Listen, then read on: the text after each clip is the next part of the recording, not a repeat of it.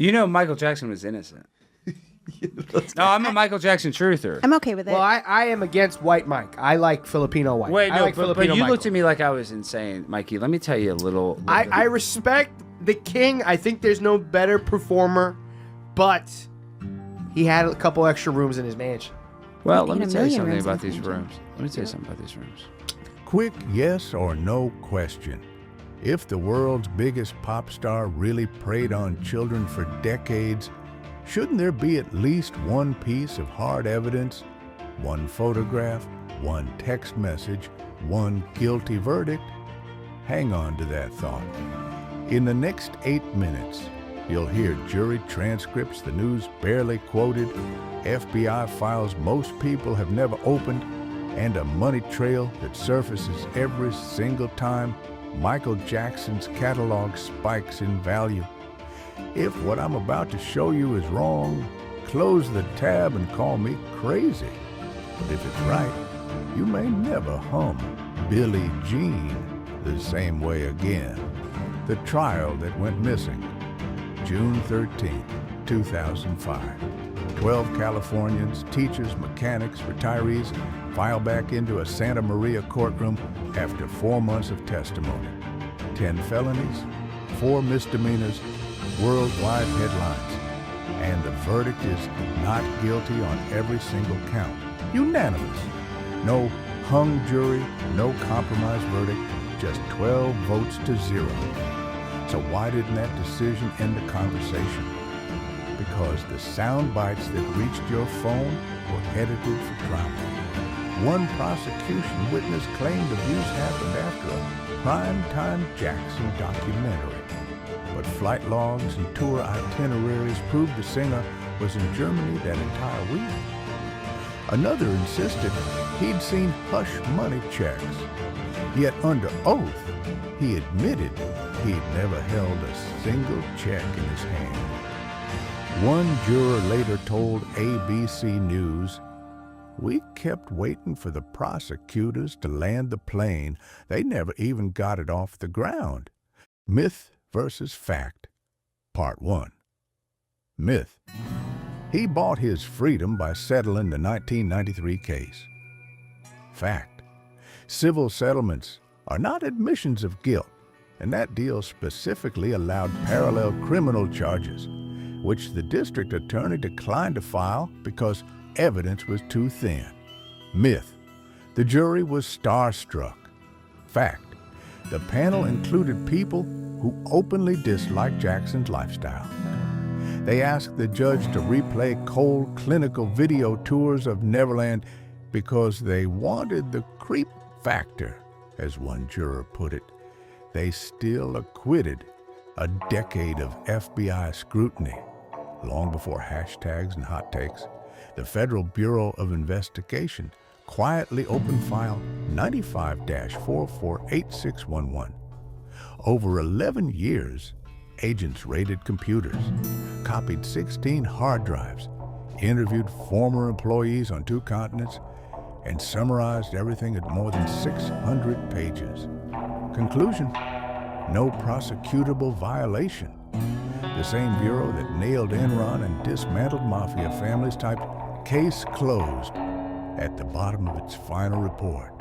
That memo is one Google search away, yet almost nobody talks about it. Now, watch how allegations sync with paydays. 1993, civil suit settled, Jackson's Dangerous Tour grosses $135 million. 2005, criminal trial. 3 months later, he refinances his Beatles catalog for $500 million. 2009, Jackson dies, estate revenue explodes.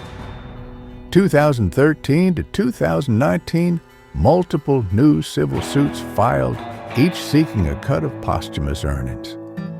2019, HBO drops Leaving Neverland. Plaintiffs immediately demand hundreds of millions more. 2023 to 2025. Cases revived on a legal technicality, just as Sony negotiates a rumored $1.2 billion catalog sale. Every spike in the estate's value is followed by a brand new accusation. Maybe that's coincidence, or maybe it's the only business model in history that stakes its profit margin on public outrage. The documentary that disappeared, leaving Neverland won awards, but its credibility unraveled under basic fact-checking. Court filings revealed the film omitted sworn statements from family members who said no abuse occurred. Journalists traced timelines and discovered that one alleged incident took place in a room that wasn't even built yet. In 2025, HBO quietly pulled the documentary after settling a breach of contract lawsuit with the Jackson estate. No press conference, no heroic defense of their journalism, just a silent delete button and an NDA. Ask yourself, would you pay 7 figures to hide a story you believed was rock solid? Expert voices who switched sides. Now, Thomas Mesereau, lead defense attorney. Weakest felony case I've ever tried, and I've tried a lot. Dr. Stan Katz, prosecution psychologist, testified he never diagnosed Jackson as a pedophile. Diane Dimond, investigative reporter, once known as Jackson's harshest critic. I assumed guilt for years. The documents convinced me otherwise. These are not superfans in sequin gloves. They're professionals who stake careers on getting the story right. Myth versus fact, part 2. Myth: if he were innocent, why let strangers sleep in his house?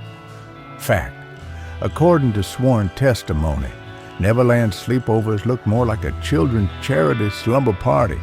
Parents, siblings, bodyguards, chefs, and security cameras everywhere.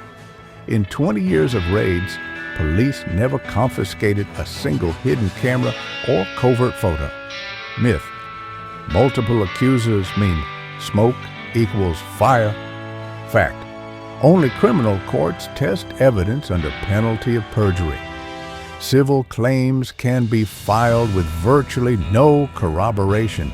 Every criminal case brought against Jackson ended in either no charges or full acquittal. Why the story won't die. Bad news travels faster than verdict forms.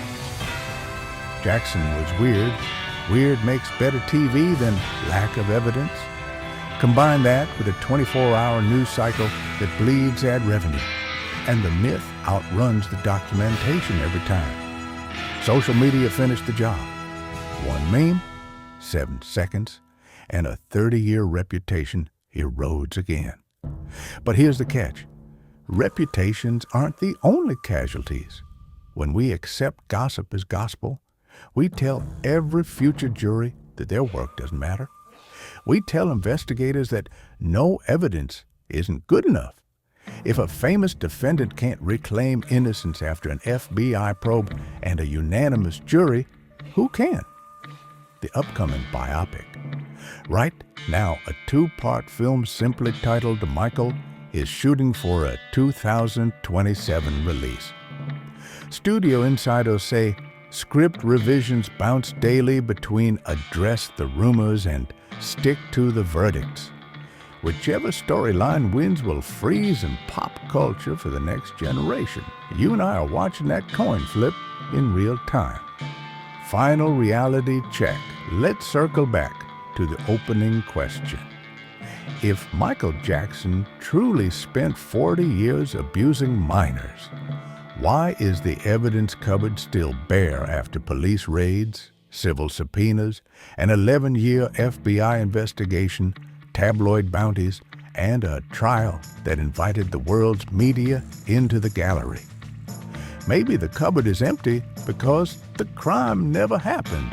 You don't have to take my word for it. The 2005 transcripts, the full FBI file, and the latest civil case rulings are linked in the description. Download them, read them on a lunch break, highlight every page, then decide whether the punchlines you've heard since childhood survive contact with the paperwork. If you believe due process beats gossip, share this video. If you're on the fence, keep digging. I'll even send you sources.